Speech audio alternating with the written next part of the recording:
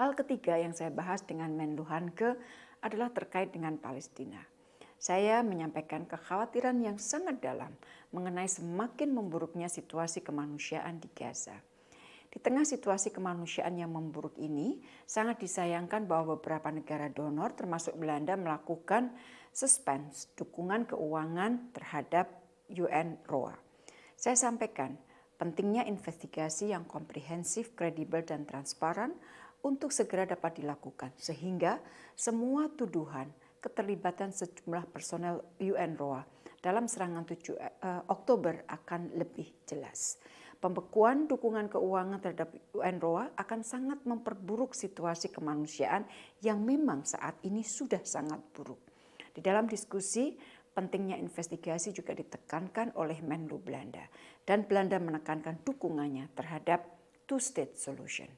Rekan-rekan yang saya hormati, setelah melakukan pertemuan dengan Menlu Belanda, saya juga melakukan pertemuan dengan Ketua Indonesia Netherlands Society atau INS. INS ini terbentuk pada 22 Maret 2012. Saya ulangi, INS terbentuk pada 22 Maret 2012 pada saat saya menjadi Duta Besar Indonesia di Den Haag. Tujuan pendirian INS adalah mempererat hubungan bilateral antara Indonesia dan Belanda dengan meningkatkan saling pengertian antara masyarakat kedua negara. Anggota INS terdiri dari para tokoh Belanda dari berbagai kalangan termasuk dari swasta Belanda.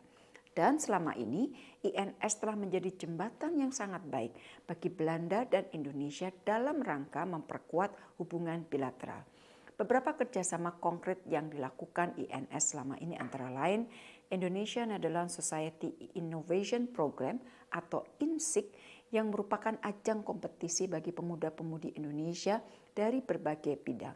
Kemudian Meeting of Minds dengan mengundang para tokoh dua negara untuk sharing informasi terhadap isu yang mengemuka pada saat tertentu. Kemudian ada juga Indonesia Netherlands Thesis Prize yang merupakan ajang kompetisi dari para mahasiswa Indonesia di dalam membuat tesis.